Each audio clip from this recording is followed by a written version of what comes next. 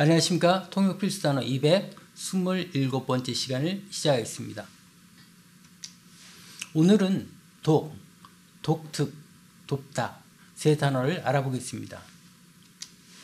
독, 어떤 독사, 음식의 독 이런 부분을 쓸 때 사용하는 수화입니다. 수화는 이렇게 합니다. 자, 그런데 여기 나오는 이 동작이 뭐냐면 어떤 것을 맛볼 때 나오는 동작이에요. 그래서 사실 맛의 표현 중에 이런 게 있습니다. 쓰다, 시다, 짜다 뭐 이런 부분이 있어요. 그때 이 동작합니다.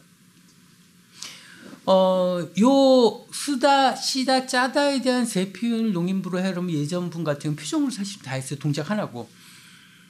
근데 여러분들은 이 동작을 표정으로 쓰고 시고 자르고 이렇게 구별하기가 쉽지가 않습니다. 그래서 제가 권하는 방법은 이런 방법이 있습니다. 그렇게 표현하기 힘들면은 아예 이렇게 쓰는 거예요. 쓰다 할 때는 입모양을 어떻게 하면 써라고 하면서 합니다. 그럼 시다 하면 셔 하면서, 짜다 할 때는 짜라고 하면 써. 이렇게 쓰시면 돼요. 그럼 독은 어떻게 해요? 입모양을 안 해요. 그래서 어떤 독사, 어떤 약이 독이다 할 때 사용하는 동작입니다. 그런데 독도 있지만 또 말, 독해 이렇게 하면서도 써요. 우리가 독하다라는 표현을 사실은 이 표현을 별로 안 써요. 그러나 말 플러스 독은 써요. 말. 자, 이때는 무슨 뜻이냐? 말이 독하다라는 거는 그 사람이 욕을 한다는 뜻이냐? 꼭 그런 뜻은 아니에요. 뭐냐면은 말이 독하다는 게 너무 뭐랄까 차갑게 현실을 나를 비평한다. 약간 이런 의미에 있어서 말 독하다고 사용합니다. 그래서 우리가 이제 너무 냉정하게 얘기한다 이럴 때 말 이런 식의 표현을 사용하게 됩니다. 그 다음에 독특이라는 수어가 있습니다. 동작을 이렇게 합니다. 왼손, 그 다음 오른손은 이제 작다 표현을 올라가면서 작다 동작을 하는 거예요. 이게 독특합니다. 자, 뭐냐면 요게 이제 지면 내지는 수평 요걸 뜻하는 거고 작게 조금 올라왔다는 뜻입니다. 자, 이렇게 올라오는 동작이 이제 네 가지가 있습니다. 하나는 동기라는 게 있어요. 자, 무언가 탁 올라왔다는 거예요. 어떤 시초가 된다든지. 그래서 이제 수어책에는 동기라고도 씁니다.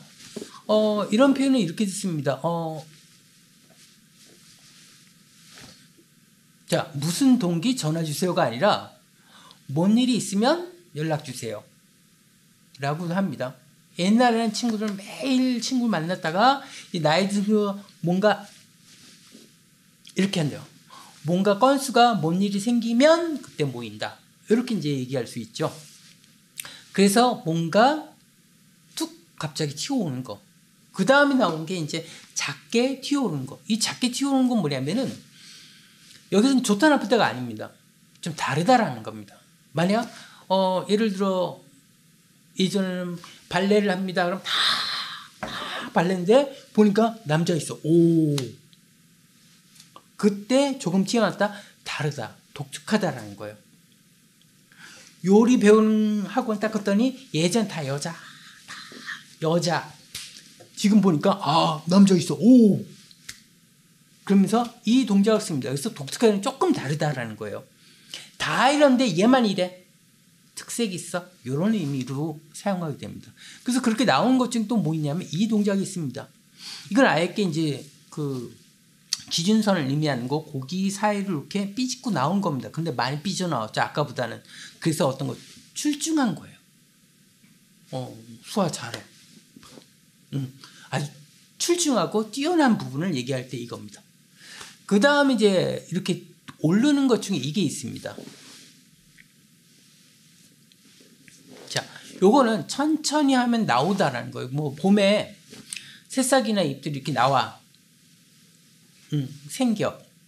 이렇게 할 때도 표현하게 되고 빨리 하게 되면 어떤 발생하다, 사건 이런 의미도 사용합니다. 그래서 그 나오는 요금 세 가지 있는데 여기서는 작게 나온다 그래서 어떤 독특하다, 차이가 있다 이런 표현이에요.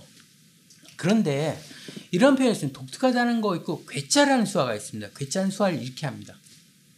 자, 왼손바닥에 엄지를 댔다가 밖으로 내면서 약간 삐쳐나오듯 하는 겁니다. 자, 이거는 이제 물건이라는 수화가 원래는 이거예요. 지금은 이 동작을 많이 씁니다. 그 방향이 이거죠. 근데 그 방향이 옆으로 삐져나왔다라는 거예요. 약간 불량품이라는 거예요. 그래서 물건인데 어떤 약간 불량품 내지는 정상적이지 않은 이런 의미가 있어요. 그래서 괴팍하다, 괴짜. 그 다음에 어렸을 때 맨날 하고 생활했어. 그러면 말썽 부리고 생활했어. 이런 표현을 쓰는데 이건 좀 나쁜 개념이에요. 그럼 이거는 나쁜 개념은 아니에요. 다르다라는 거예요. 그래서 두 가지를 좀 구별해서 사용하게 됩니다. 그 다음에 돕다라는 수화입니다. 돕다는 사람을 밀어준다는 뜻이에요. 그 왼손으로 사람 수영을 해주고 오른손으로 뒤를 이제 두드리는, 밀어주는 의미예요. 이게 돕다라는 겁니다.